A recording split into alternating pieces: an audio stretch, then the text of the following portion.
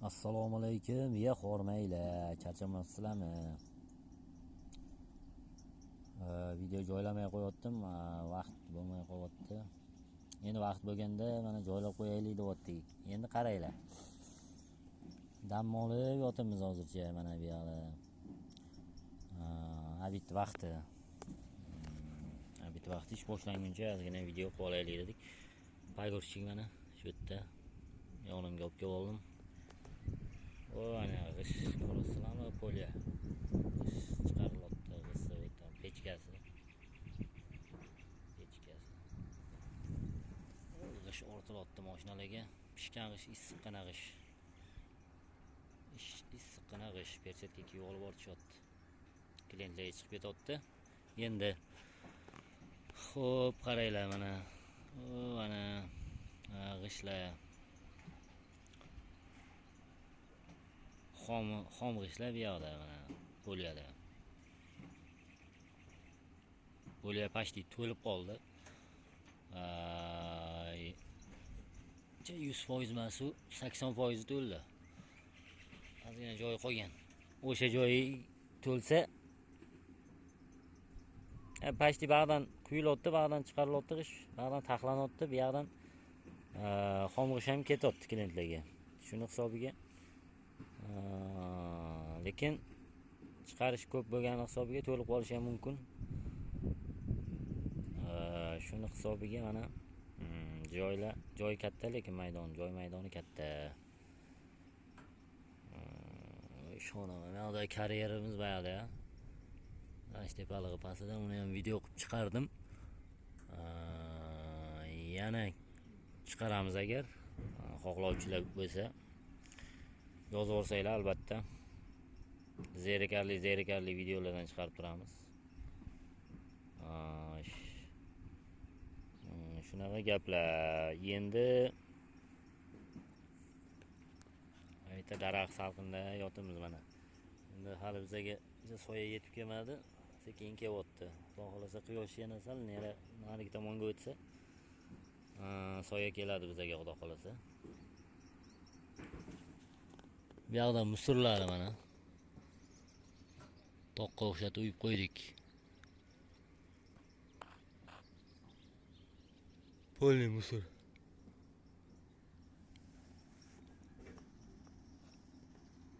Tepcha like bosib ketarsizlar. Xo'p, g'ish haqida gapiradigan bo'lsak, g'ish shu yerdan toza turpoqdan bo'lyapti.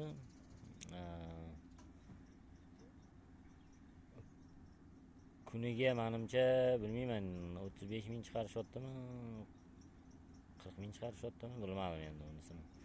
Gideta shunaqa, chunki qulog'imga chalingandek bo'ldi. Men o'zim so'ramadim.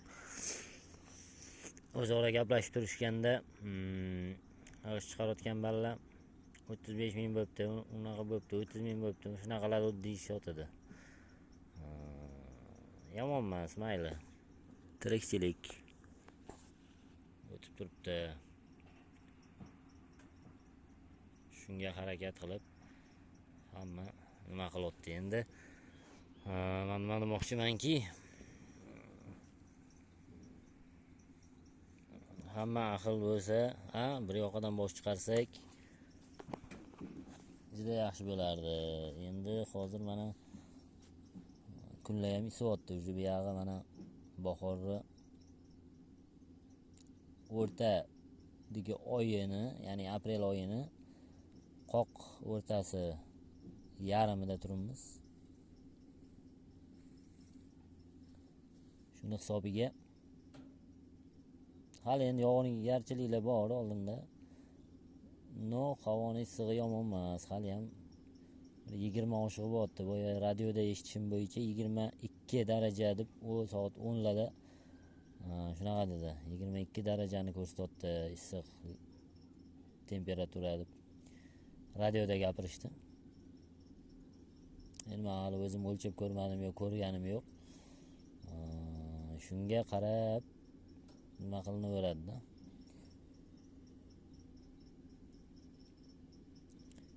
Lekin hozir endi sal suslashib qol, shamol turib qoldi. Boya nima edi? issiq qattiq bo'tdi. Hozir sal menimcha nima bo'lib qoldi? Sal salqinlashib qoldi. Shabada turib nima bo'tdi? Bunaqa paytdachi borib do'stlar bilan dam oladigan havo bo'tdi, lekin mayovka qiladigan havo bo'tdi. Mayovka qilish kerak, borib do'stlar bilan mazza qilib.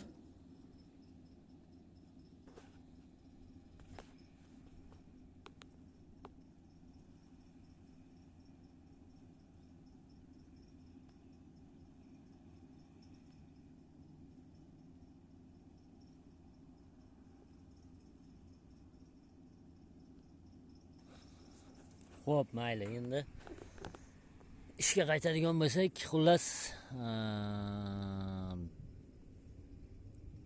ish tartibimiz shunaqa. Ertalab 6:30 dan boshlanadi. Balalar salqinda ishlaylik aka deydi-da, vaqtli keling deydi, vaqtli kelamiz. Keyin kechgacha ish bo'ladi, lekin soat 7 da tugatamiz ishni. Soat 7 da apparatni zavodni o'chiradi balalar. 7 da tugatiladi. Qo'yingki uyga borguncha 7:30, 8 dan bo'lib ketadi ba'zi. Hali 8 bo'lib ketmadi-yu, no 20 taga ham 8 larda, 15 taga ham 8 larda uyga kirib borgan kunimiz bo'ldi. Endi mana g'ishtavetlar ham endi sekin-sekin boshlandi. Menimcha hamma joyda o'sha ishga tushgan bo'lsa kerak. Oldi klientlar ham mana kelib yotibdi. Bosa-bos. Hadamay o'sha qurilishlar ustalarning ishi qimirlab qoldi, o'sha xudo xolasa sekin qimirlayapti. Bag'iga bosa-bos qiladi, ustakalar bosaversa, bizlardan g'ish olib turishaversa, hammasi yaxshi bo'laveradi, xudo xolasa. Gap yo'q, mana shu yerda poliyada mana g'ishni ko'rasizlar, turib olamiz hozir. Ko'rdinglarmi g'ishni? Qalay?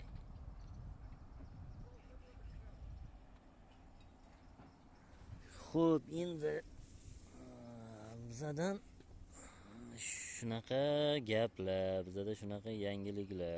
O'zingizlarda qanday gap, qanaqa yangiliklar bor? Nimalar qilyapsizlar? Kim nima qilyapti? Tovuq boqish bo'yicha ham rezultatlar o'tsak bo'ladi, konsultatsiyalar o'tsak bo'ladi. Shu bedana ham boqib ko'rmoqchiman, xudo xolasa. Bedana ham o'z bir yil boqdim, joyim sog'lik qilib, nima bo'ldi, lekin yomon bo'lmadi. Choyxonalarga topshirib 6000 dan so'yib topshirganman bir yil boqqan paytim. Ancha yil bo'ldi unga, 2017 mi, 2018 mi boqqanman. O'sha paytlar 2019 midi, karantindan oldin edi anig'i. Shu 2017 lar bo'lsa kerak, menimcha 2017 lar boqqanman. Kichkina jo'jasidan olib kelganman. U menga o'rgatishmagan ham qanaqa boqishi, nima qilishi. Boshida o'sha kichkina jo'ja payti o'zimizda olganman, Toshkentdan olganman albatta. U akalar telefonni ham ko'tarmaganman. Sotib olib uyga kelib, keyin o'sha bir ikkita o'lishni boshlaganda so'ray, nima qilish kerak deb telefon qilsam, telefonni ham o'chirib qo'yishgan. Yaxshi ish qilishmagan o'sha paytda. Misol uchun telefonni ko'tarib, nima xizmat deb aytib, shunaqa bo'tdi desam, yo'l yo'riq tushuntirib nima qilib o'tishganda balki yaxshi bo'lib ketarmidi. Kim biladi yana. Salani yo'l yo'riq berishganda endi o'zimizda jaydar tovuqlar, kichkina tovuqlar, jaydar tovuqlarni boqib nima qilish yaxshi. Ularni ancha tushunib qolganman. Sog' bo'linglar, salomat bo'linglar. Yana chiqaramiz video.